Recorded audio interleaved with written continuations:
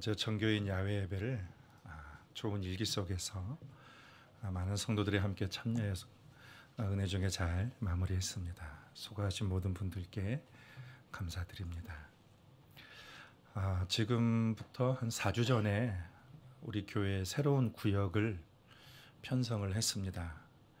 저와 부교육자들이 심사숙고해서 결정을 내렸고 미흡한 점도 또 보였습니다. 그럼에도 불구하고 내 못마땅한 그러한 결정도 있을 텐데 불평하지 않고 교회 결정에 묵묵히 따라주는 우리 성도님들의 겸손 결코 잊지 않겠습니다. 새 구역을 편성하는 이제 하고 3주 동안 구역장 교육을 했고 이번 주부터 이제 새로 편성된 구역을 시작을 하게 됩니다. 여러분, 구역이 뭘까요? 구역은 이제 교회 안에 작은 단위의 교회고 그 자체로서 교회가 됩니다. 그러니까 우리가 몸 전체를 보면은 그 몸 전체에 크고 작은 기관이 있고 그리고 더 작아지면 세포가 있죠.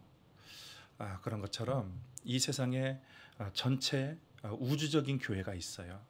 예수 그리스도를 주로 고백하는 교단과 교파와 상관없이 모든 그리스도를 고백하는 교회가 하나의 몸인 우주적인 교회, 보편적인 교회라고 부를 수가 있습니다. 그리고 그 각 지역마다 각 나라마다 세워진 그래서 지역에서 복음의 사역을 감당하는 그런 교회가 있고 그리고 또 그 교회 안에는 또 작은 소그룹과 여러 모임들이 있습니다. 그래서 교회 안에 있는 또 지역 교회와 교회 안에 있는 그런 소그룹과 그런 모임들 그것이 우리 몸의 크고 작은 그런 기관이다라고 볼 수가 있습니다.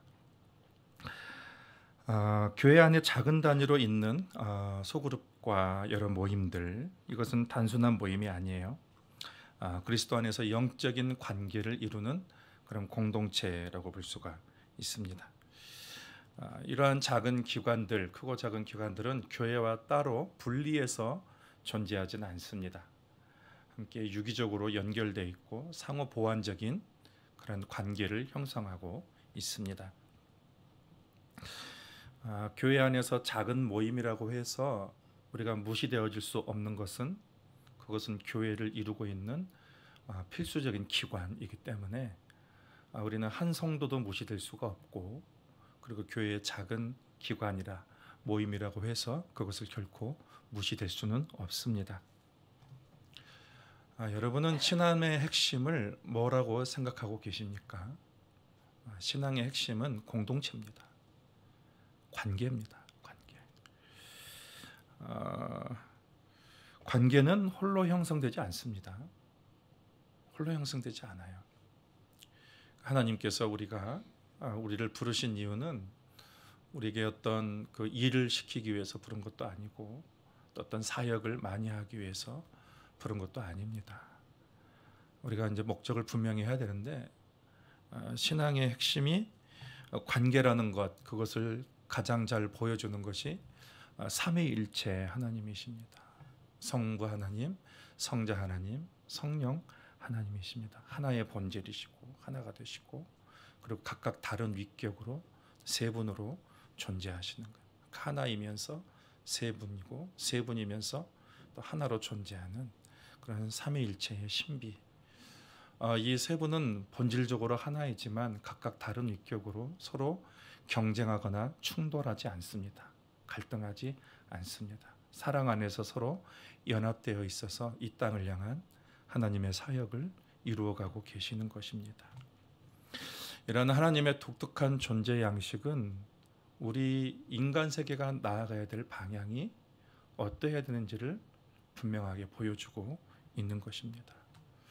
먼저 삼위일체는 홀로 인간은 존재하지 않고 하나님과 인간의 관계를 모델이 되고 있습니다. 하나님은 인간을 사랑의 관계를 형성하기 위해서 인간을 만드셨습니다. 그런데 죄로 말미암아 하나님과의 인간의 관계가 막힌 담이 생겨서 이 죄 때문에 인간은 하나님과의 관계가 깨어지고 하나님 앞으로 나아갈 수가 없었습니다. 이 관계를 누가 회복시켰냐면 예수 그리스도의 십자가로 막힌 담을 다 허시고, 그래서 인간은 예수 그리스도를 의지하여서 하나님 앞에 나아가며, 그리고 깨어진 인간성들, 부서진 인간성들, 그런 인간성들이 회복할 수 있는 그런 길이 열리게 된 것이고, 그리고 이 죄로 인해서 발생한 문제는 또 인간과 인간 사이의 관계를 또 무너뜨렸습니다. 인간이 죄를 짓자 인간은 갈등하고 미워하고 서로를 탓하고 폭력이 들어왔습니다. 그러니까 하나님과의 관계의 깨어짐은 인간의 관계의 무너짐, 깨어짐으로 결과로 나타나는 것입니다.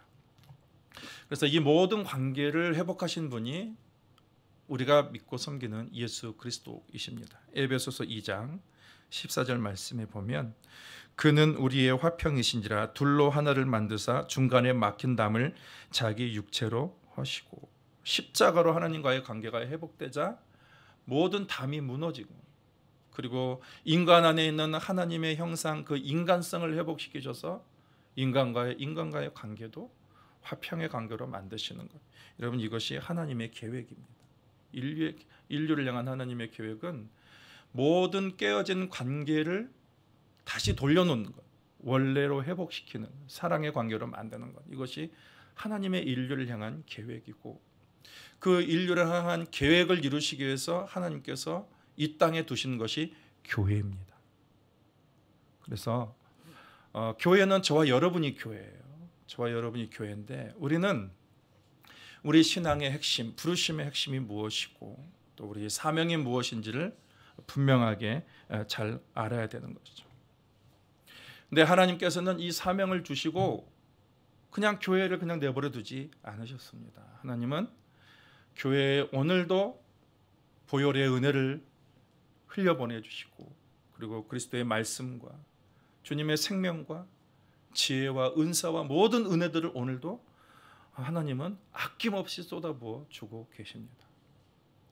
그런데 하나님께서 교회에 그 은혜를 부어주시는 두 개의 통로가 있는데, 첫째는 우리가 함께 드리는 연합예배, 공예배라고 부르죠. 그 예배가 있고, 또 하나는 우리가 교회 안에 속해 있는 작은 그룹들, 소그룹, 그리고 구역, 또 여러 가지 기관들, 그런 걸 통해서 하나님께서 은혜를 부어주시는 그 통로가 됩니다. 사도행전 2장 46절에 말씀 보면 날마다 마음을 같이하여 성전에 모이기를 힘쓰고 집에서 떡을 떼며 기쁨과 순전한 마음으로 음식을 먹고. 하나님께서 교회에게 주시는 은혜의 통로 두 개가 있죠. 크게는 성전에서 모이는 연합 예배가 있고, 그리고 가정에서 모이는 그런 소그룹 있습니다. 성전에서 모이는 그러한 연합 예배, 예배당에서 모이는 그러한 연합 예배는 하나님의 보편적인 은혜가 흘러가는 거예요.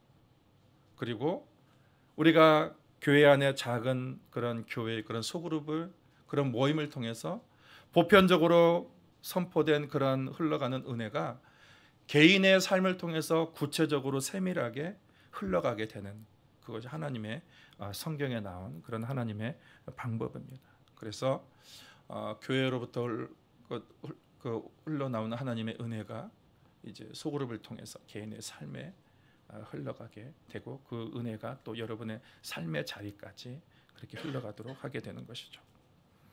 오늘 말씀은 함께하는 것, 그것의 중요성에 대해서 함께 교훈을 주고 있습니다. 전도서 4장 8절을 읽어드리면 어떤 사람은 아들도 없고 형제도 없이 홀로 있으나 그의 모든 수고에는 끝이 없도다. 또 비록 그의 눈은 부요를 족하게 여기지 아니하면서도 이르기를 내가 누구를 위하여는 이같이 수고하고 나를 위하여는 행복을 누리지 못하게 하는가 하여도 이것도 헛되이 불행한 노고로다. 부양해야 될 가족이나 또 교제해야 될 형제나 이웃이 없이 그렇게 본인이 어떤 성공을 위해서 추구하는 모든 수고, 그것이 헛되다라는 것을 한탄하고 있습니다. 가까운 가족, 동료, 이웃, 교제도 없고 나눔도 없고 친교도 없이 성공만을 향해서 달려가는 그 삶, 그 허무함, 그 허무함을 지금 말씀하고 있는 것입니다. 우리의 인생이 관계지향적이지 않으면 우리의 수고와 애쓰는 모든 것들이 헛되다라는 말씀이죠. 제레미 러프킨이라는 사람이 이렇게 말했습니다. 내가 평생을 돌아봐도 내 인생에서 가장 기억에 남는 순간은 내가 사랑하는 사람과 나의 동료와 나의 이웃들과 함께 나의 지혜를 나누고 함께 감정을 나누고 함께 대화를 나누며 삶을 나눴던 그것밖에 없다.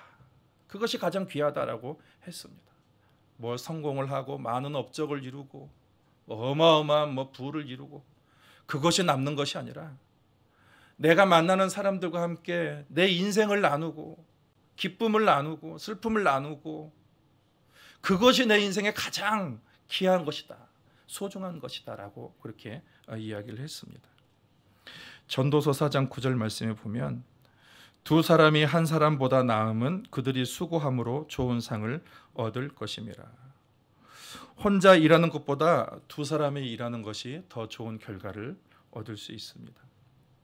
그래서 기업에서도 인재를 선정할 때에 아무리 그 사람이 뛰어나도 그 기준 중에 하나가 다른 사람의 협력, 사람과의 협력, 그리고 융화 그런 것들을 보게 됩니다. 사람마다 전문성이 있어요. 전문성이 있는데 그리고 또 은사가 있고 재능이 있습니다. 그것을 얼마나 같이 협력하는가.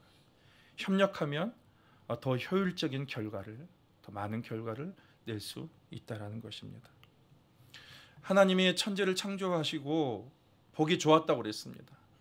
하늘을 보시고 땅을 보시고 하늘에 나는 새들을 보시고 또 해와 달과 별을 보시고 이 땅의 바다의 생물들과 모든 육체에 있는 모든 풀과 모든 것들을 보고 하나님이 심히 보기 좋다 이렇게 말씀하셨는데, 그런데 이 우주 모든 것을 보고 하나님께서 좋다고 말씀하셨는데 한 가지 보기 싫은, 보기 안타까운 것이 있다고 했습니다. 그것이 창세기 2장 18절에 보면 사람이 혼자 사는 것이 좋지 아니하니. 창조된 모든 세계가 다 하나님 보시기에 너무 좋은데 사람이 홀로 있는 것이 안타깝다. 그래서 하나님께서 가정을 만들어 주신 거죠. 가정을 만들어 주셨습니다. 하나님이 가족이나 이웃을 붙여주신 이유가 4장 10절에 혹시 그들이 넘어지면 하나가 동물을 붙들어 일으키려니와 홀로 있어 넘어지고 붙들어 일으킬 자가 없는 자에게는 화가 있으리라. 홀로 있는 자가 당할 부정적인 결과예요. 어떤 사람이 길을 가다가 스스로의 힘으로 빠져나올 수 없는 구덩이에 빠졌는데 그걸 도와줄 사람이 없으면 어쩔 수 없이 화를 당할 수밖에 없는 그 안타까움을 얘기하고 있는 거예요. 여러분, 사람은 완벽하지 않습니다. 지금은 내가 모든 것 승승장구하지만 인생은 다 허점이 있고 내 건강도 약해질 때가 있고 내 부도 사라질 때가 있습니다. 그럴 때에 내 인생의 위험에 빠질 때에 곁에 도와줄 사람이 없으면 그 화를 홀로 당하게 되는 거예요. 어쩔 수 없이 그렇게 된다는 것입니다. 그래서 11절과 12절은 함께할 때 유익을 교훈하고 있습니다. 이것은 같이 읽겠습니다. 또 두 사람이 함께 누우면 따뜻하거니와 한 사람이면 어찌 따뜻하랴. 한 사람이면 패하겠거니와 두 사람이면 맞설 수 있나니 세겹절은 쉽게 끊어지지 아니하느니라. 이스라엘 지역은 낮에는 덥고 밤에는 영하까지 온도가 내려가고 그들은 유목 생활을 하는 사람들은 밤에 텐트를 치고 자지만 그들에게는 겉옷이 이불 역할을 했습니다. 그렇지만 또 영하까지 날씨가 내려가게 되면 이게 너무 추워서 저체온증에 걸리고 생명의 위협을 받을 수도 있습니다. 그때에 옆에 사람이 있으면 그 온기로 그 어려움 위기를 극복해낼 수 있습니다. 신앙도 마찬가지입니다. 신앙생활을 홀로 하는 것은 하나님 보시기에 좋지 않습니다. 오늘날 여러 이유들로 교회에 나오지 않고 혼자 신앙생활을 하는 분들이 적지 않습니다. 건강 등의 불가피한 사유가 있다면 어쩔 수가 없지만 가능하다면 여러분, 하나님께서 우리에게 교인들을 붙여주신 이유가 반드시 있습니다. 그분들과 함께 신앙생활을 공유하며 함께 나가는 것이 하나님의 기쁨이고요. 우리에게도 그것이 유익이 되는 것입니다. 한 사람이면 패하겠거니와 두 사람이면 맞설 수 있나니 삼겹줄은 끊어지지 아니한다라고 했습니다. 여러분 상승효과, 시너지라고 여러분 다 아실 것입니다. 1+1이 2가 아니라 오히려 우리가 예상하는 결과보다도 더 큰 결과를 가져오는 말이죠. 그래서 1+1이 3이 될 수도 있고 4가 될 수도 있다라는 것. 기대 이상으로 결과가 나오는 것입니다. 혼자 하는 것보다 둘과 셋이 하면 불편합니다. 다른 사람과 같이 하면 불편해요. 부담도 됩니다. 피곤합니다. 신경 쓸 것도 많습니다. 그런데 그런 불편함을 상쇄하는 그 이점, 그 훨씬 큰 이점이 있다는 것입니다. 여러분 신앙에서는 이 원리가 분명하게 들어맞습니다. 예수님께서도 그 위대한 예수님도 혼자 살지 않으셨어요. 늘 12명의 제자들과 동고동락을 하셨습니다. 늘 같이 다니면서 그들과 함께 사역을 하셨습니다. 예수님의 제자들도 예수님에게 그대로 배웠습니다. 그들도 어디 가든 동역자를 같이 세웠어요. 하나님께서 동역자들을 붙여주셨습니다. 사도 바울 같은 경우도 보면 바울의 곁에는 늘 바나바와 디모데와 실루아노 같은 그런 동역자들이 늘 곁에 함께 있었습니다. 그래서 바울의 서신들을 보면은 바울이 쓴 편지에는 늘 그의 동역자들의 이름이 등장을 하고 있어요. 그러면서 그들에게 문안하고 그들을 함께 하라는 그런 격려의 말들을 하게 됩니다. 그들을 보면은 바울의 사역을 위해서 자기 목숨까지 내놓았던 그런 브리스길라와 아굴라와 같은 그런 동역자도 있고, 바울이 교회를 세우고 다른 데 선교 여행을 갈 때에 믿고 맡길 만한 그런 정말 신뢰가 가는 그런 생명의 그런 믿음의 동역자가 그 곁에 늘 있었습니다. 우리가 보기에는 바울에는 정말 어마어마한 그런 사역의 결과들을 가져왔는데 그 결과들은 바울 혼자서는 결코 이룰 수가 없었고 그와 함께한 동역자들이 있었으므로 그런 결과들을 만들어낼 수가 있었습니다. 우리 교회가 구역이나 또 여러 가지 작은 모임들을 추구하는 것이 우리 이런 신앙적인 시너지 그리고 동역을 꿈꾸는 것입니다. 혼자보다 함께하면 더 풍성해진다는 것. 여러분 이것은 신앙의 이치입니다. 그렇다면 우리의 작은 모임들이 성취하고자 하는 바는 무엇입니까? 작은 그룹도 작은 모임도 저는 교회라고 했습니다. 그러면 여기서 교회를 통해서 성취하는 것은 교회의 5대 사명이 있어요. 역할이 있습니다. 먼저는 예배가 있고 그리고 교육이 있고 훈련이 있고 친교가 있고 섬김이 있고 전도가 있습니다. 그럼 어떻게 한다는 거예요? 우리는 함께 예배드리자는 거예요. 함께 예배드릴 때 더 풍성해지는 것입니다. 프로스키네오죠. 음악회를 여러분 가본 적이 있을 것입니다. 음악회를 가게 되면은 처음에 최고의 연주자들이 나와서 하는데 그들이 음악을 하는 것이 아니라 조율을 하죠. 조율을 하는데 음악회를 가보지 않은 사람이라면 뭐 저게 연주인가라고 그렇게 의아해할 수도 있고 그것을 이해하지 못할 수도 있을 것입니다. 그런데 여기저기서 막 조율하면서 시끄럽게 막 음악 소리를 내는데 지휘자가 등장을 하더니 지휘자의 손짓에 맞춰서 아주 조화롭고 아름다운 그런 음악이 그 강단 전체를 음악 그 회를 하는 그 연주홀 전체를 그렇게 가득 메우게 되는 것을 우리는 압니다. 예수께서 두 사람이 땅에서 합심하여 구하면 내 아버지께서 이루게 하시리라라고 말씀했습니다. 여기서 합심하다, 두 사람이 합심하다라는 것이 영어로 심포니예요. 심포니. 함께 합심해서 교회가 함께 심포니로 각각 다양한 사람들이지만 함께 예배하면 그 예배의 영광과 은혜가 아주 충만하다. 그것을 말해주고 있는 것입니다. 여러분 혼자 예배하는 것은 유익이 없습니다. 그런 유익이 없습니다. 혼자 예배하는 것도 중요하지만 같이 모여서 예배하는 그 유익은 없습니다. 히브리서는 모이기를 패하는 사람들을 따라가지 말라라고 우리에게 말씀하고 있습니다. 어제 정교인 야외 예배 때 우리 장로님들이 고기를 다 구우셨습니다. 우리 장로님들이 고기를 구울 때에 숯을 하나로 하지 않았어요. 숯을 하나로 하면 그 고기를 구울 수가 없어요. 100명 넘는 분들이 빨리 먹어야 되는데, 그래서 숯을 많이 그렇게 또 모아두면 불이 화력이 커져가지고 쉽게 고기를 빨리 굽고 쉽게 해서 많은 분들이 함께 이제 고기를 먹을 수가 있게 되는 것이죠. 마가의 다락방에서 예수님의 제자들이 함께 모여서 그곳에서 예배하고 기도할 때에 성령의 불이 강력하게 그 가운데 떨어져서 수많은 사람들이 그곳에서 성령의 능력, 복음의 능력을 맛보게 된 것을 보게 됩니다. 함께 예배하면 여러분 더 풍성해지는 것이죠. 또 함께 훈련받으면 더 풍성해집니다. 신앙은 나 혼자 성장할 수가 없어요. 다른 사람과의 관계 속에서 내 신앙이 성장이 되는 것입니다.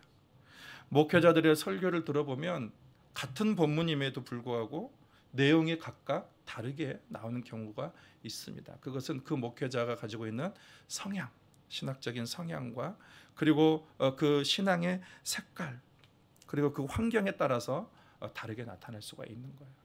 그리고 또 같은 설교를 들어도 깨닫는 포인트가 성도마다 달라요. 깨닫는 은혜가 달라요. 왜냐하면 내가 처한 상황이 다 다른 거예요. 그것이 틀렸다는 것이 아니라 상황이 다르고 그리고 신앙의 성향이 다르고 간절함 분야가 다르기 때문에 각각 다르게 나타나게 되는 것이죠.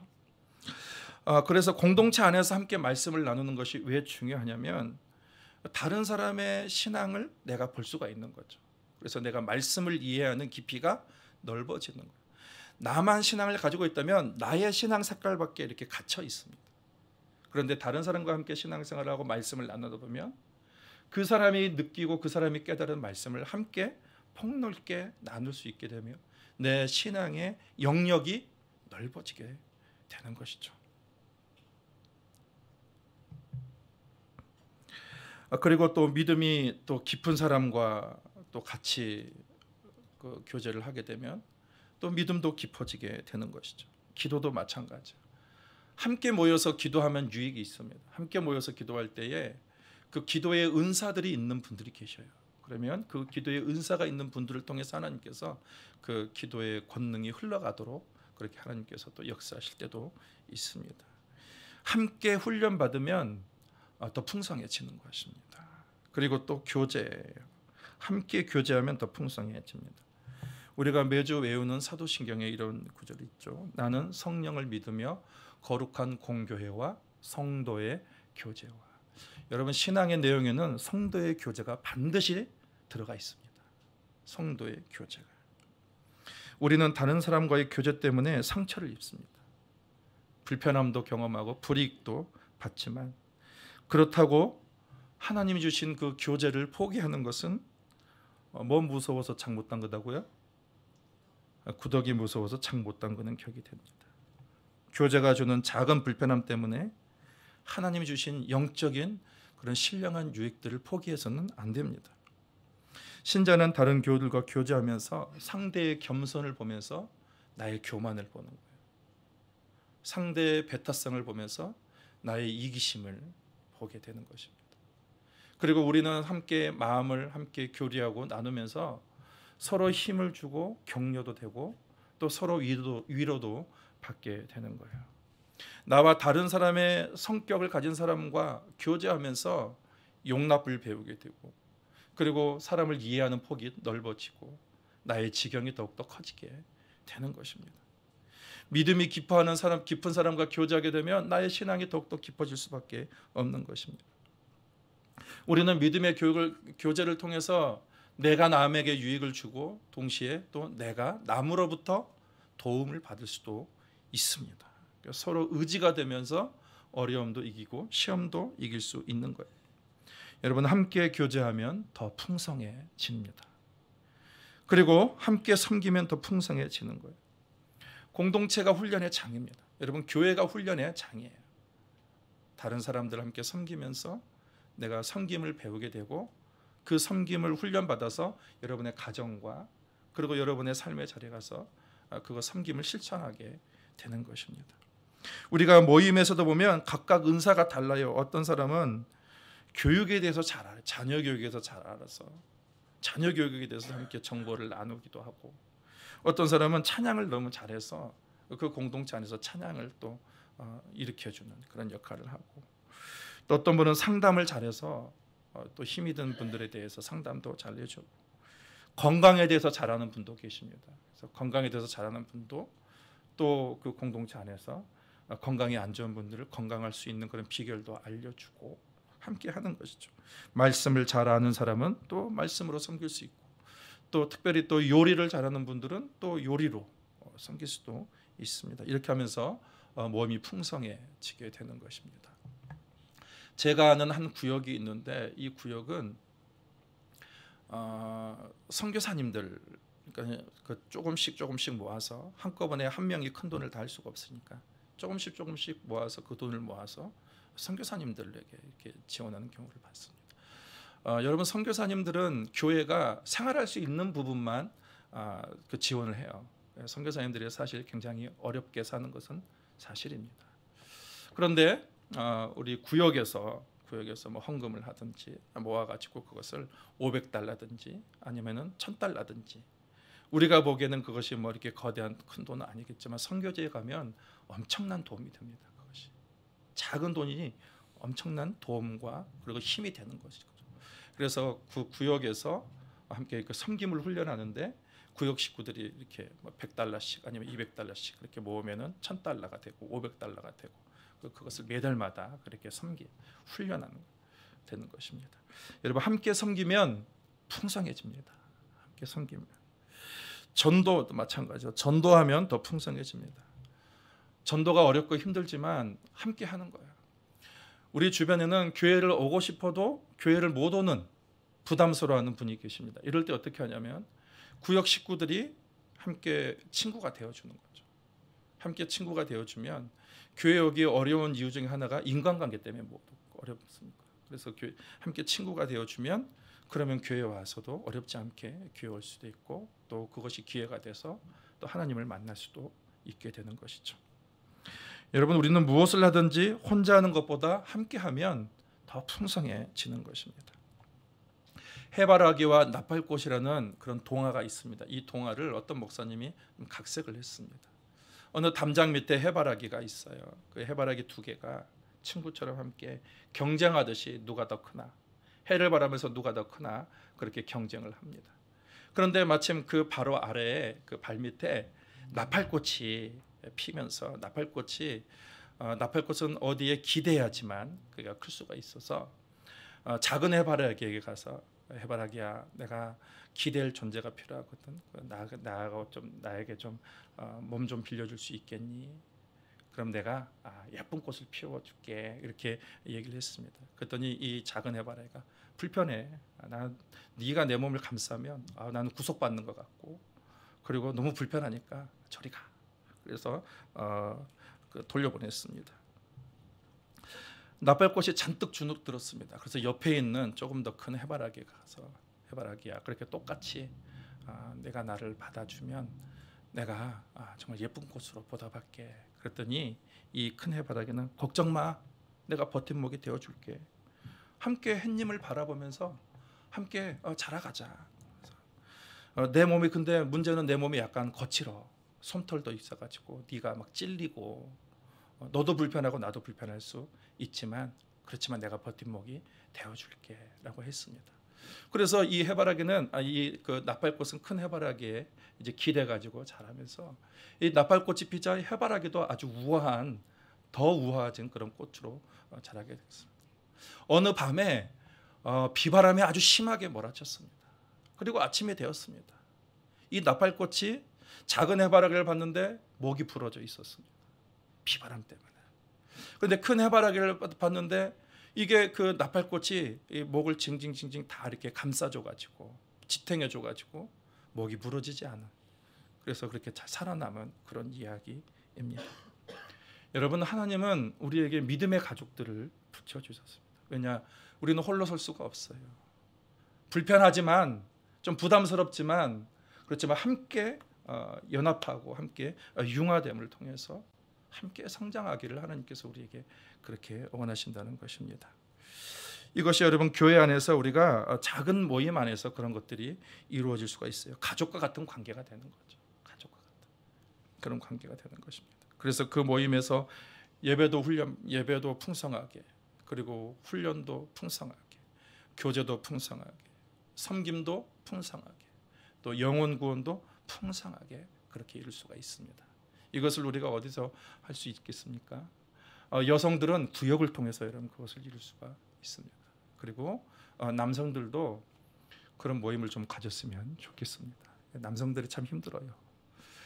남성들도 우리가 그런 그룹들을 형성해서 우리가 어떤 세상의 모임이 아니라 그냥 교제하고 끝나는 것이 아니라 이렇게 신앙적인 그런 유익, 또 교회로서의 역할을 또 감당하는 그런 모임이 될 수 있을 것입니다.